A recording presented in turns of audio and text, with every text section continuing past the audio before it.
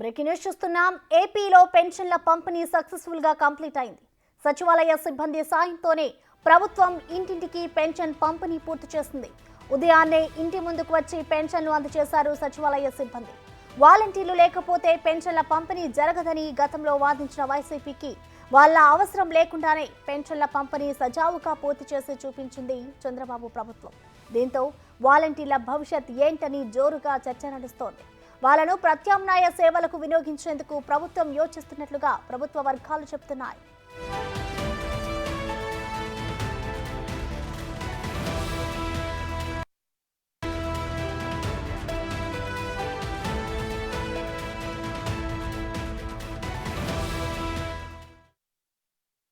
ఉన్న వ్యవస్థల్ని సమర్థవంతంగా ఉపయోగించుకొని అటు సచివాలయ ఉద్యోగస్తులు కావచ్చు, ప్రభుత్వ ఉద్యోగస్తులు కావచ్చు, ప్రజాప్రతినిధులు కావచ్చు, దేశంలో ఏ రాష్ట్రంలో కూడా ఇంత సమర్థవంతంగా ఎక్కడ జరగల. ఇవాళ తెలుగుదేశం, జనసేన, బీజేపీ ప్రభుత్వం, కూటమి ప్రభుత్వం చంద్రబాబు గారి నాయకత్వంలో ఒకే రోజులో 60 లక్షల మందికి ఇప్పటికే పింఛన్దారులు డబ్బు వెళ్ళింది.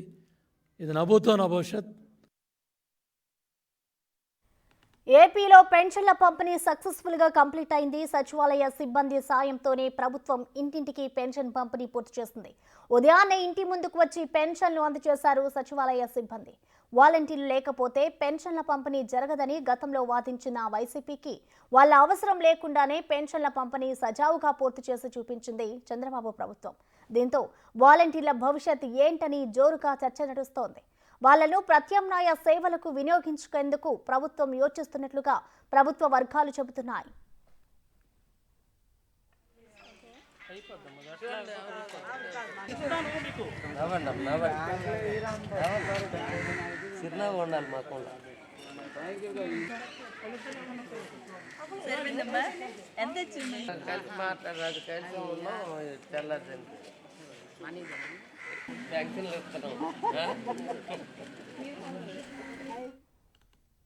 దీనికి సంబంధించిన మరింత సమాచారాన్ని మా ప్రతినిధి శివ లైవ్ ద్వారా అందిస్తారు. శివ, చెప్పండి, ఏపీలో కూటమి ప్రభుత్వం వచ్చిన తర్వాత రెండోసారి అయితే పెన్షన్ల పంపిణీ సజావుగా పూర్తి చేసింది. సో అక్కడ అప్డేట్స్ ఎలా ఉన్నాయి, ఎంతవరకు పూర్తయింది శివ?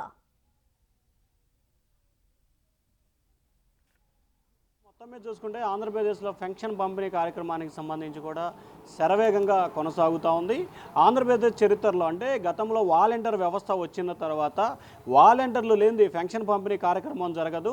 అసలు వాలంటీర్ల వల్లనే పెన్షన్ కార్యక్రమం సక్రమంగా సజావుగా సాగుతుంది.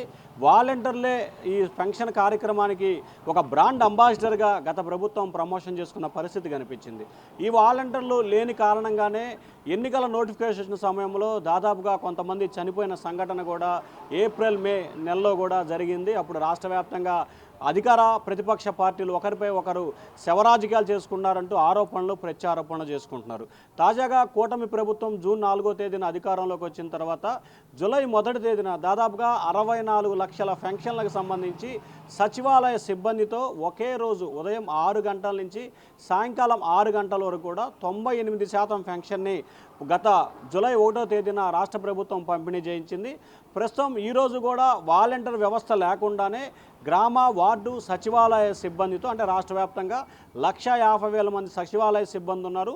వారి చేతుల మీదుగా ఈరోజు ఈ పెన్షన్ కార్యక్రమం 2వ నెల ప్రశాంతంగా కొనసాగింది.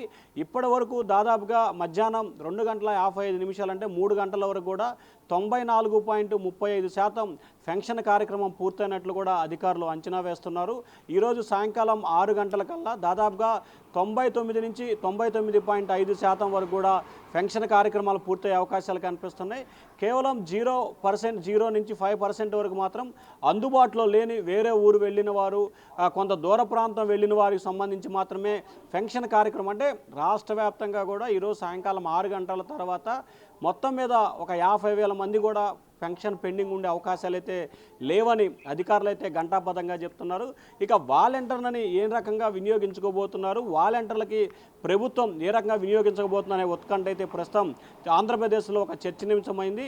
ఇటీవల రెవెన్యూ సదస్సులో రెవెన్యూ సమీక్షా సమావేశంలో కూడా ముఖ్యమంత్రి చంద్రబాబు వాలంటీర్లకు సంబంధించి వారి సేవలను ఏదో రకంగా వినియోగించుకోవాలని చెప్పి కూడా ఆయన అయితే ఒక అభిప్రాయాన్ని వ్యక్తం చేశారు. దానికి సంబంధించి కూడా వాలంటీర్ని గతంలో స్కిల్ డెవలప్మెంట్ ద్వారా వారికి ఉపాధి కల్పించి ఒక్కొక్కరికి 15,000 నుంచి 30,000 రూపాయల వరకు నెలకి జీతం వచ్చే విధంగా ఒక ప్రణాళిక తయారు చేయాలని చెప్పి ప్రభుత్వం గతంలో ఆలోచన చేసింది. అంటే పోయిన నెల, మరి ప్రస్తుతం ఈ నెలకు సంబంధించి కూడా ఇంకా వాలంటీర్లకు సంబంధించి ఎటువంటి నిర్ణయం తీసుకోలేదు.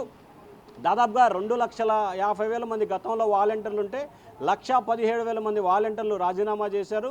దాదాపుగా 1,27,000 మంది వాలంటీర్లు ప్రస్తుతం అయితే ఉన్నారు. కానీ ఎన్నికల కోడ్ అప్పుడు హైకోర్టు ఆదేశం ప్రకారం వారంతా కూడా తప్పించారు. తిరిగి వారు ఎవరిని కూడా ప్రభుత్వం అయితే ప్రస్తుతం విధుల్లోకి తీసుకోలేదు. వారికి ఎటువంటి బాధ్యతలు కూడా కేటాయించిన పరిస్థితి కనిపించలేదు. మరి 1,27,000 మంది వాలంటీర్లని ప్రభుత్వం ఏ రకంగా వినియోగించకపోతుంది అనే దానికి సంబంధించి కూడా మరికొన్ని రోజుల్లోనే ఒక క్లారిటీ వచ్చే అవకాశాలు అయితే కనిపిస్తూ ఉన్నాయి. Prasanna. Right, thank you Shiva.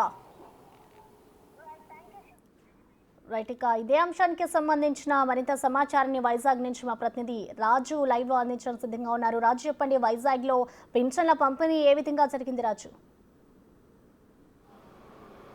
అంటే ఒక వైజాగ్ అనే కాదు, ఉత్తరాంధ్ర వ్యాప్తంగా కూడా మొత్తం ఆ పెన్షన్ల పంపిణీ దాదాపుగా పూర్తి అయిపోయినటువంటి పరిస్థితి కనిపిస్తుంది. ముఖ్యంగా అటు ఉత్తరాంధ్రలో రాష్ట్ర వ్యాప్తంగా ఇంచుమించుగా మధ్యాహ్నం 12 గంటల సమయానికి 85% అయితే, ఉత్తరాంధ్రలో 90% మించి పంపిణీ అయితే జరిగింది.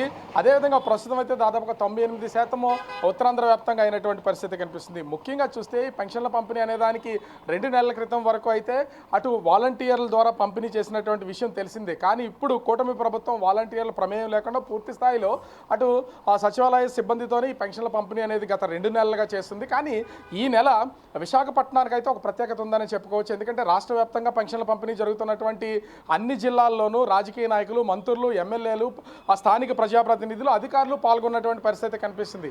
అంటే ఉదయం 5 గంటల నుంచే ఇంచుమించుగా అన్ని ప్రాంతాల్లోనూ పెన్షన్ల పంపిణీ అనేది జరుగుతున్నటువంటి పరిస్థితి. కానీ దానికి భిన్నంగా ఈసారి విశాఖపట్నం, ఉమ్మడి విశాఖపట్నం జిల్లాకు సంబంధించి ఎమ్మెల్సీ ఎన్నికల కోడ్ ఉన్నటువంటి నేపథ్యంలో ఏ ఒక్క రాజకీయ నాయకుడు కూడా పార్టిసిపేట్ చేయలేదు. ఓన్లీ అధికారులు, జిల్లా కలెక్టర్తో పాటుగా ఇతర ఉన్నతాధికారుల సమక్షంలో ఈ పెన్షన్ల పంపిణీ అనేది కొనసాగుతున్నటువంటి పరిస్థితి కనిపిస్తుంది. దీనిలో భాగంగానే ముఖ్యంగా చూస్తే ఆ సచివాలయానికి సంబంధించినటువంటి సిబ్బంది ఒక్కో సచివాలయంలో దాదాపుగా 15 నుంచి 20 మంది ఉన్నారు. వాళ్ళు 2,000 మంది జనాభా ఉన్నటువంటి పరిధిలో ఎంతమందికి పెన్షన్లు ఉన్నాయో ఆ పెన్షన్స్ని సచివాలయ సిబ్బంది విభజించుకుని ఇంచుమించుగా 10 నుంచి 12 సమయం అయ్యేలోపే పెన్షన్ల పంపిణీ ఇండివిజువల్గా చేసేసినటువంటి పరిస్థితి ఉంది. అధికారులు హడావుడి లేదు. అధికారులు, ఎమ్మెల్యేలు వస్తున్నారు, లేకపోతే ప్రజాప్రతినిధులు వస్తున్నారు, వాళ్ళు ఏమనుకుంటారో వాళ్ళు వచ్చేదాకా వెయిట్ చేయాలి, ఇట్లాంటి ఏమీ లేకుండా తెల్లవారుజాము నుంచే వాలంటీర్ల సహాయం లేకుండా ఈ సచివాలయ సిబ్బంది ఎక్కడికక్కడ పెన్షన్ల పంపిణీ అనేది జరిగినటువంటి పరిస్థితి ఉంది. విశాఖపట్నంలో దాదాపుగా 95% అధికారులు, అటు రాజకీయ నాయకుల ప్రమేయం లేకుండా పంపిణీ అయితే ఉత్తరాంధ్ర వ్యాప్తంగా చూస్తే దాదాపుగా 98% పూర్తయినటువంటి పరిస్థితి కనిపిస్తుంది. ఈ నేపథ్యంలోనే ఉత్తరాంధ్రకు సంబంధించినటువంటి వాలంటీర్లో కూడా ఒక చిన్న ఆందోళనకరమైనటువంటి వాతావరణం అయితే ఉంది. గత 2 నెలల నుంచి కూడా ఏ విధమైనటువంటి వివరణ ఇవ్వలేదు. వాలంటీర్లు ఏ విధంగా యూజ్ చేసుకుంటారు, వాలంటీర్ల ద్వారా మళ్ళీ ఈ ప్రభుత్వం కొనసాగిస్తుందా లేదనే దానికి సంబంధించి ఇప్పటివరకు ప్రభుత్వం నుంచి ఏ స్టేట్మెంటు రాలేదు. అయితే మేము అధికారంలోకి వస్తే ఇంచుమించుగా 10,000 రూపాయలు పెంచి ఇస్తాం వాలంటీర్లకు అని ప్రకటించినటువంటి చంద్రబాబు కానీ, అటు పవన్ కళ్యాణ్ కానీ ఇప్పుడు ఈ వాలంటీర్ల విషయంలో ఏ విధమైనటువంటి నిర్ణయం తీసుకోలేదు. కాకపోతే ప్రత్యామ్నాయం ఇప్పటికే స్కిల్ డెవలప్మెంట్కి సంబంధించి అనేక ఆలోచనలు చేస్తున్నటువంటి కూటమి ప్రభుత్వం వీళ్ళందరినీ వేరే విధంగా అకామిడేట్ చేస్తుంది అనేది ఒక ప్రచారం అయితే జరుగుతుంది. కానీ ఇక్కడ ఇంకోటి కూడా చూడాలి. 2019 తర్వాత ఈ వాలంటీర్ వ్యవస్థను తీసుకొచ్చిన సమయంలో అటు అప్పటి సీఎం జగన్మోహన్ రెడ్డి కూడా వైసీపీకి సంబంధించినటువంటి కార్యకర్తలను ఎక్కువగా ఈ వాలంటీర్ వ్యవస్థలోకి తీసుకొచ్చినటువంటి పరిస్థితి ఉంది. ఈ నేపథ్యంలోనే కొత్త ప్రభుత్వం మరి ఆ వైసీపీకి సంబంధించినటువంటి వాళ్ళని కంటిన్యూ చేయడానికి అనాసక్తి చూపించే నేపథ్యంలో వాళ్ళకి ప్రత్యామ్నాయంగా ఉద్యోగాల కల్పన అనేది చేయించి ఆ తర్వాత ఇప్పుడు టీడీపీకి సంబంధించినటువంటి వాళ్ళని వేరే విధంగా యూజ్ చేయాలనే ఆలోచన కూడా ఖచ్చితంగా కనిపిస్తుంది. ఓవరాల్గా చూస్తే అటు రాష్ట్ర వ్యాప్తంగా, ముఖ్యంగా ఉత్తరాంధ్ర వ్యాప్తంగా ఈ పెన్షన్ల పంపిణీ అనేది విజయవంతంగా జరిగింది. ఎవరైనా ఇంట్లో లేనటువంటి వాళ్ళు, వేరే ఊరు వెళ్ళినటువంటి వాళ్ళు తప్ప పూర్తి స్థాయిలో పెన్షన్ల పంపిణీ ఉత్తరాంధ్ర వ్యాప్తంగా జరిగినటువంటి పరిస్థితి కనిపిస్తుంది. Prasanna. Right Raju, thank you.